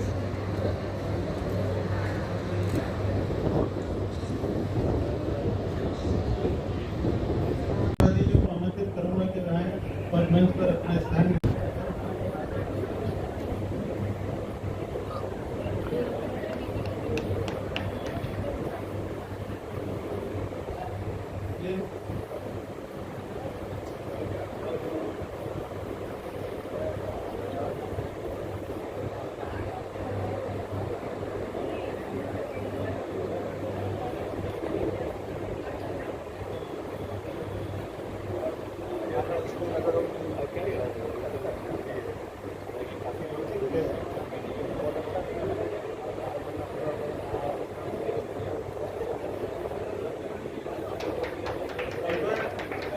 वर्तमान परिदृश्य और अपेक्षाओं पर चर्चा कर चुके हैं। इसी के बाद कथा साहित्य पर हम यहाँ चर्चा करने वाले हैं और हमारा विषय है कथा साहित्य, वर्तमान परिदृश्य और अपेक्षा।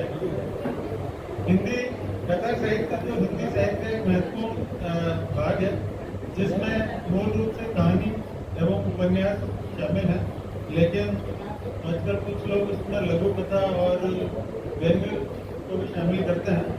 लेकिन पूर्ण रूप से इसमें उपन्यास और कहानियाँ, कथा साहित्य काल्पनिकता के साथ साथ यथार्थता और मनोरंजक गुणों से युक्त एक विधा है। हिंदी कहानी को संक्षेप में मैं कहूँ तो कहानी को संस्कृत में तो गल्प या आख्यायिकी कहा जाता है। कहानी में गद्य रचना जिसमें जीवन के किसी एक पक्ष का कल्पनात्मक हृदयस्पर्शी मार्मिक यथार्थ एवं रोचक पर कहानी की रचना की जा रही है, जिसकी एक कहानी घूमती है। इसमें पात्र होते हैं जो किसी कहानी का संचालन करते हैं और कथोपकथन जो पात्रों का आपसी संवाद होता है वो किसी कहानी के बारे में, उनके चरित्र के बारे में, उनके उनकी आपस में क्या संबंध है उसके बारे में बताते हैं। साथ ही किसी की कहानी का उद्देश्य चर्चा नहीं करेंगे तो अच्छा रहेगा। किसी भी कहानी का एक उद्देश्य होता है और किस उद्देश्य से वो कहानी लिखी जा रही है, साथ ही उसमें एक शिक्षा भी होती है कि उस कहानी से हमको क्या शिक्षा मिलती है। कहानी 1900 से कहानी का जो आज का जो स्वरूप है वो प्रारंभ हुआ और कार्य की दृष्टि से देखा जाए तो हम इसे 4 भागों में बांट सकते हैं, क्योंकि हमारे जो कहानी का केंद्र बिंदु है मुंशी प्रेमचंद जी है और मुंशी प्रेमचंद जी से पहले का काल, मुंशी प्रेमचंद जी के समय का काल और उसके बाद का काल और फिर नई कहानियाँ। तो मुंशी प्रेमचंद जी से पूर्व जो कहानियाँ लिखी जाती थी उसमें अधिकतर बेखराब होता था, कोई उनकी शैली नहीं थी। उसमें ज़्यादातर रहस्य, रोमांच, जासूसी कहानियाँ, तैयारी, पुलिस, इस तरह की कहानियाँ जो कि किसी तरह का उनमें उद्देश्य नहीं होता था, कोई शिक्षा नहीं होती थी, केवल मनोरंजन उसका एक उद्देश्य होता था। उसके पश्चात जब मुंशी प्रेमचंद जी उन्होंने कहानी में एक नया सूत्रपात किया, नया युगांतर लेके आए और उन्होंने कहानी में हमारे समाज से, हमारे देश से, हमारी जो रूढ़िवादियाँ हैं, हमारे जो समाज में जो शोषण या कुरीतियाँ चल रही थी, उसको लेकर उन्होंने कहानियाँ गढ़ी और उनके सारे विषय हमारे आसपास से उठाए, जिससे पाठकों को बहुत प्रभावित किया और बहुत उनकी कहानियाँ लोगों में चर्चित रही और बहुत प्रभावित करी। उसके पश्चात प्रेमचंद जी के बाद जो प्रेम तंत्र काल कहा जाता है, जिसे 1936 के बाद जो प्रारंभ हुआ, और आपको ऐसा होगा कि इनकी कुल 59 पुस्तकें अब तक प्रकाशित हो चुकी हैं और अनेक प्रांतीय तालियां मिल रही साहित्यों को अनेक प्रांतीय और राष्ट्रीय स्तर के पुरस्कार प्राप्त हो चुके हैं। अनेक पत्रिकाओं जैसे रिहान, वर्दाई, रचना, आत्मदर्शन, सिंधी साहित्य सूची एवं हिंदू भूमि साहित्य का वर्षों तक इन्होंने संपादन किया है। अनेक इनको राष्ट्रीय और प्रांतीय स्तर के पुरस्कार प्राप्त हुए, जिसमें साहित्य अकादमी का अनुवाद का राष्ट्रीय पुरस्कार, स्वामी सम्मान, राजस्थान सिंधी अकादमी, दिल्ली सिंधी अकादमी द्वारा शैक्षिक पुरस्कार, राजस्थान सरकार श्रेष्ठ अध्यापिका आजीवन साहित्य सेवा संस्थान द्वारा 5 लाख का इनको नगद पुरस्कार प्राप्त हुआ है। मारवी संस्था द्वारा गोल्ड मेडल, साहित्य भूषण, नारी गौरव सम्मान, सुलोचनी लेखिका व सिंधु रत्न सहित अनेक इनको पुरस्कार और सम्मान प्राप्त हुए हैं। अनेक राष्ट्रीय और प्रांतीय स्तर की सरकारी और गैर सरकारी संस्थाओं में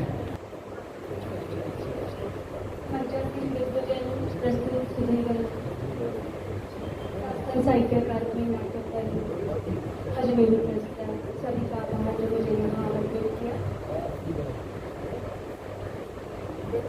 साहित्य वर्तमान परिदृश्य और अपेक्षाओं को लेकर 2 घंटे से हम चर्चा कर रहे हैं और बहुत ही कहें गहरी परिचर्चा हुई है, सार्थक परिचर्चा हुई है। अजमेर पर साहित्यिक परिचर्चा का जो कहीं भी मैं जाती हूँ तो बीकानेर, कोटा, जयपुर का नाम होता है। अजमेर का नाम थोड़ा सा धुंधला होता जा रहा है साहित्यिक परिचर्चाओं को लेकर, तो एक सिलसिला वापस चल रहा है। इसमें पूरा टीम जो हमारे उमेश जी की और रमेश जी की और साहब यहाँ है, राज बिहारी जी, अनंत जी और भी बहुत सारे साहित्यकार जिनका परिश्रम काम कर रहा है, उन सबको आभार। 5 से 6 मिनट में मुझे ये पत्र वाचन पूरा करना है, ऐसा टारगेट मिला है। बहुत सारी बातें हो चुकी हैं, बस थोड़ी सी बात जिसमें अपनी बात कहने का प्रयास करना चाहूँ। कहानी क्या है, वर्तमान परिदृश्य में साहित्य कहाँ है और क्या अपेक्षा है। 2-3 लाइनों में ही मैं अपनी बात खत्म करना चाहूँगी। जैसा कि हमने अभी सुना कि कहानी या साहित्य हमारे भीतर संवेदना जगाता है, सोई हुई चेतना को झलक सकता है। दुनिया की सबसे छोटी कहानी हेमिंग्वे की है, for sale baby shoes never worn. जरा सोचिए इन पंक्तियों को, भीतर स्वतः संवेदना उठे आएगी। छोटे बच्चे का जूता जो कभी पहना नहीं गया, सेल के लिए है। नया जूता खरीदा गया था जो कभी पहना नहीं गया। क्यों नहीं पहना गया? पेपर में छोटा बच्चा जो देश में या किसी त्रासदी में जंतु का शिकार है। ये बात खत्म करूँगी। इस साहित्यकार द्वारा सामाजिक व राजनीतिक रचना दृष्टि को पूरे यथार्थ आस्था के साथ प्रस्तुत करना ही प्रतिबद्धता है। अभिव्यक्ति के खतरे उठाने ही होंगे, तोड़ने ही होंगे गढ़ और मढ़। मुक्ति बोध की दो पंक्तियों के साथ अपनी बात खत्म करती हूँ। बहुत बहुत शुक्रिया। अभी एक और आदेश हुआ है कि अपनी इस कृति के बारे में थोड़ा सा आपको बता दूँ। एक सितारा ज़मीन पर, ये अभी एक उपन्यास है जो सृजित हुआ है। 5 साल लगे मुझे इस उपन्यास लिखने में। इस उपन्यास की कहानी बस थोड़ा सा संक्षेप में ही बताना चाहूँगी। आर्मी के, नेवी के कमांडो, जो मार्शल कमांडो हैं, जो समुद्र की गहराई में जाकर अपनी खोज या जो टारगेट पूरा करते हैं, उन्हीं को लेकर ये उपन्यास लिखा गया। सारा सैन्य ही सैनिकों को ही समर्पित उपन्यास है, जिसमें इसका अभिमन्यु नायक है। तो कई सारे नेवी में जाकर किस तरह चयन होता, किस तरह वो वहाँ टारगेट करता, किस तरह दुश्मन द्वारा पकड़ा जाकर वो कौमा में चला जाता है। तो 2 भागों में उपन्यास है कि पहले में पूरा सैन्य वातावरण है, एक सैनिक, एक फौजी की जद्दोजहद भरी जिंदगी, देश के प्रति समर्पण का जो भाव है उसमें बताया है, और एक दोस्ती का भाव जो साथ साथ चलता है, उसका दोस्त है ज़हीर, उसी को लेकर कि किस तरह उनमें आपसी प्रेम है और उतना गहरा है कि हर क्षण उसको कहीं मिस करता है। और दूसरे भाग में जब वो कौमा में आ जाता है तो हमारे जीवन में जो आसपास घटनाएं हैं, उस घटनाओं में कुछ घटनाएं ऐसी होती हैं जो हम किसी के साथ बांटना चाहते हैं, अपने भीतर जो गांठ है उसको खोलना चाहते हैं। तो कुछ पात्रों के माध्यम से वो जो कौमा में आया हुआ नायक है, उसको एक प्योर सोल मानते हुए वो उसके सामने जिस तरह से अपनी बात कहते हैं, मन हल्का करते हैं, अपना पश्चाताप करते हैं, वो इस कहानी में आगे लगता है। और भी कुछ कहानियाँ भी हैं इसमें।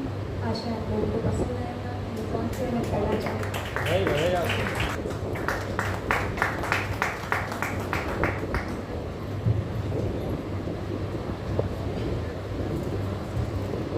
इस सत्र की अध्यक्षता कर रही आदरणीय गंगा जी, हरीश करमचंदानी जी, मित्रों, सुबह से हम इस बात की चर्चा कर रहे हैं कि साहित्य की क्या चुनौतियां, क्या अपेक्षाएं हैं। एक जैन कथा है बहुत प्रचलित सी। एक साधु एक घर के बाहर गया, उसने घंटी बजाई, भीतर से एक महिला बाहर आई, तो साधु ने कहा कि भिक्षा दो। चूंकि महिलाएं सहिष्णु होती है, उन्होंने लाकर भिक्षा दी। साधु ने भिक्षा ली और उस महिला ने फिर कहा कि अब आप मुझे उपदेश दो। साधु 1 मिनट के लिए रुका और फिर बोला कि उपदेश तो मैं आज नहीं, कल दूंगा। उसने कहा ठीक है। दूसरे दिन नियत समय पर साधु फिर उस घर पर पहुंचा। महिला को पता था कि वो आज भिक्षा लेने आएगा, तो उसने उस दिन खीर बनाई। साधु ने घंटी बजाई, महिला खीर लेकर आई, तो उसने अपना कमंडल आगे कर दिया। उस कमंडल में कचरा था, आधा कचरा भरा हुआ था। तो महिला के हाथ रुक गए और उसने कहा कि पहले आप इस कमंडल के कचरे को साफ कीजिए। तब उस साधु ने कहा नहीं, इसी में डाल दो इस खीर को। कि नहीं, तुम तो इसी में डाल दो। महिला ने कहा नहीं, मैंने बहुत करीने से इस खीर को बनाया है, बहुत स्वादिष्ट है, तो आप पहले इसका कचरा साफ कर दो। तब साधु ने उसे कहा कि कल मैंने तुमको उपदेश इसीलिए नहीं दिया कि पहले अपने भीतर का कचरा साफ कर लो, फिर उपदेश की जरूरत है। और दरअसल साहित्य की यही भूमिका होती है। साहित्य भीतर के कचरे को साफ करने का काम करता है। सुबह जब मैं फिल्म से पहुंचा और देवल साहब को सुन रहा था, तब एक प्रश्न बड़ा स्वाभाविक सा था कि आखिर क्या फर्क है एक आम आदमी और सीपी देओल में क्या फर्क है एक आम आदमी और अज्ञे में? कोई तो फर्क होगा ना। क्या फर्क है कि राजस्थानी में मैं भी लिखता हूँ और राजस्थानी में देओल साहब भी लिखते हैं, राजस्थानी में XYZ कोई और भी लिखता है, डॉक्टर अर्जुन देवचारण भी लिखते हैं, कोई तो फर्क होगा। तब सूर्य देओल साहब की बात से ही मेरे दिमाग में सुनने के बाद आई, फिर मैंने महसूस किया कि वास्तव में आदमी और एक लेखक में फर्क तो होता ही है। हर एक आदमी तो लेखक होता नहीं। तब पता चलता है कि लेखक को इस बात का अंदाजा होता है, चाहे वो किसी भी विधा में लिखता हो, कविता, कहानी, उपन्यास, कि वो किस जमीन पर, किस परंपरा में खड़ा है। पुराणों की एक कथा है सत्य न माने, लेकिन वो हमारे लिए बड़ी उपयोगी है। जब सृष्टि में सब कुछ बन गया तो ऋषियों ने जाकर इंद्र को कहा कि अब आप लोगों के रंजन के लिए कुछ चीज का निर्माण कीजिए। तब इंद्र ने ये काम भरत मुनि को दिया और उन्होंने 5वें वेद की रचना की। 5वां वेद जब लिख लिया गया तो इंद्र उसको लेकर देवताओं के पास आए और कहा ये तैयार है, अब आप इसका मंचन करो। तब देवताओं ने हाथ खड़े कर दिए, ये काम हमारे वश का नहीं है। तो बड़ा आश्चर्य हुआ कि जो काम देवता नहीं कर सकते तो फिर करेगा कौन? उनके बीच मंथन हुआ तो इंद्र ने फिर देवताओं से ही पूछा कि आप ही बता दो कि अगर आप नहीं कर सकते तो इस काम को करेगा कौन? क्योंकि उस 5वें वेद में आपको ध्यान रहे कि 7 कलाएं शामिल है, जिसमें साहित्य, चित्रकला, संगीत, नृत्य सब है। कि आप नहीं कर सकते तो करेगा कौन? तब उनका एक जवाब था, इस काम को केवल ऋषि कर सकते हैं। तो हर साहित्यकार एक ऋषि की परंपरा में खड़ा होता है। कि सूर्य देओल साहब की बात को सुनने के बाद मुझे लगा, पर अगर उसे इस परंपरा का भान नहीं है तो शायद उसे शब्द की रचना करने का अधिकार भी नहीं, क्योंकि उसे पता होना चाहिए कि वो किस परंपरा को लेकर खड़ा हुआ है। मैं बहुत पुरानी कही हुई बात फिर कह रहा हूं कि उसे ऋषि, एक रचनाकार को क्यों कहा जाता है? इसलिए कहा जाता है कि एक आदमी अपने जीवन में एक बार जीता है और एक बार मरता है, लेकिन एक रचनाकार रचना करते वक्त कविताओं में, कहानियों में, उपन्यासों में 1000 बार मरता है और 1000 बार जीवन लेता है, और ये केवल ऋषि कर सकता है, देवता नहीं कर सकते। इसलिए साहित्यकार को इस बात का पता होना चाहिए। मैं देओल साहब और ब्रजरत्न की बात को एक कॉमन लाइन में कोट करना चाहूंगा कि साहित्यकार वो जो वर्तमान में जिए, लेकिन उसके साथ अपना भूतकाल हो और उसकी नजर भविष्य पर हो, तभी वो श्रेष्ठ रचना करने के लिए अपने को समर्पित कर सकता है। मैं कह रहा था कि बड़ा फर्क होता है आदमी और रचनाकार में। वो फर्क क्या होता है? वो फर्क भी बहुत महीन और बारीक सा फर्क है। एक फुटपाथ पर खड़े किसी गरीब को आदमी भी देखता है और एक साहित्यकार भी देखता है। साहित्यकार उससे देखने के बाद कोई एक रचना लिखता है, कहानी लिखता है, लेकिन आम आदमी केवल उसे देखकर सोचता है। वो क्यों लिखता है एक लेखक कहानी? वो इसलिए लगता है, आप याद रखें कि मैं कहता हूं कि लेखक ऋषि परंपरा का संवाहक है।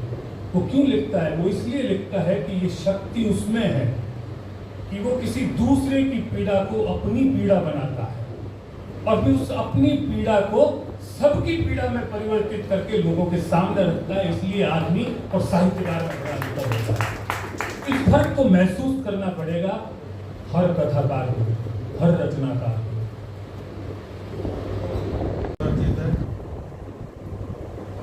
और लोगों की पीड़ा को अपनी पीड़ा बनाकर लिखना ही साहित्य है और लोगों तक पहुंचाना। कथा आपने बताया कि जैसे कि पठनीय होनी से लोकप्रिय होने सशक्त विधा है आज के समय की, बिल्कुल सत्य बात है। और अपने समय का अगर सच हम लिखेंगे तो वही साहित्य कालजयी बनेगा। आपने ये बात कही, बहुत सत्य बात है। तो हम सब लोग आपकी बातों का ध्यान करेंगे और अपने साहित्य लिखते समय उनको ध्यान में रखेंगे, अनुसरण करेंगे, ऐसा मैं और सभी लोगों से उम्मीद करता हूँ। एक बार पुनः आपका बहुत बहुत धन्यवाद और आभार। अब मैं आमंत्रित करता हूँ श्री राजेश शर्मा जी को, जो आए और आज के विषय पर, सॉरी राजेश भटनागर जी, कि वह आज के विषय पर अपना पत्र वाचन करें और अपनी जो वो है पुस्तक, अपना सुख जो कहानी संग्रह है उसका भी यहाँ परिचय है। आप मूल रूप से के साथ अतिक्रमण कर रहे हैं, तो मैं राजेश भटनागर जी को है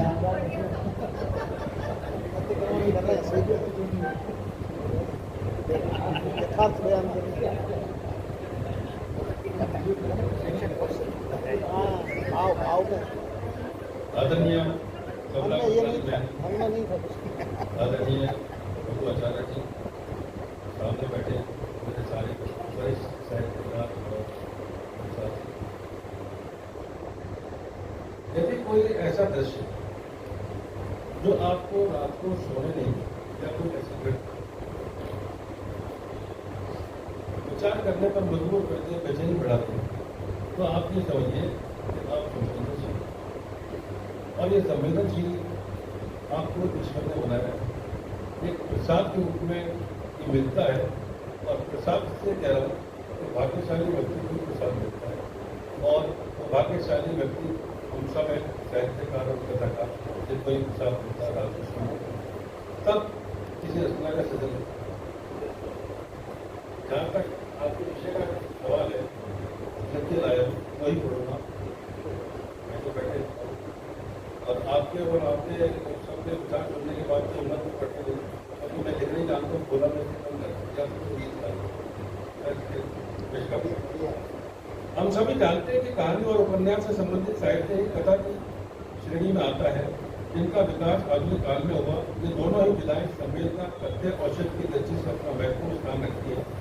चंद्रधर शर्मा गुलेरी की कहानी उसने कहा था कि गणना श्रेष्ठ कहानियों में की जाती है, परंतु वर्तमान समय में कथा साहित्य का जो परिदृश्य है वह हम सभी के सामने है। आज का समय आफत होने वाला है। पारस्परिक प्रतिस्पर्धा और आगे निकल जाने की होड़ में सृजन को निश्चय प्रभावित किया है। वर्तमान परिस्थितियों ने व्यक्तिवादी सोच को अधिक प्रश्न दिया। वैचारिक संकुचन और विघटन से भरे इस दौर में व्यक्ति की पीड़ा और उसके संघर्ष से व्यक्ति को साहित्य में स्थान पा रही है, किंतु साहित्य सृजन में लोक मंगल की प्रतिष्ठा अभी भी एक चुनौती बनी हुई है, क्योंकि सृजन करने का मतलब केवल सृजन करना भर नहीं, बल्कि यह सोचना कि सृजन में क्या करना है ये महत्वपूर्ण है।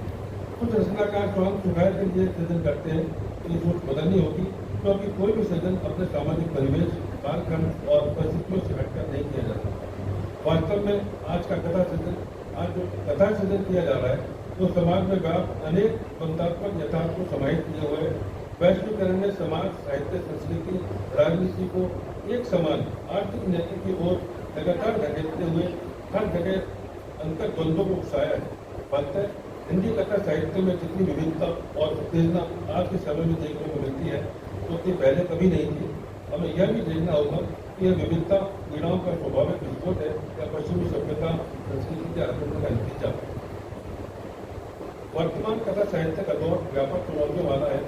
वर्तमान आपाधापी और प्रतिरोधकता वाले इस दौर में आर्थिक लोलुपता, आगे निकलने की होड़ और संवेदनहीन होते राजनीतिक और आर्थिक माहौल ने भारत की चर्चित पत्रिकाओं को बड़ी चालाकी से बंद कर दिया।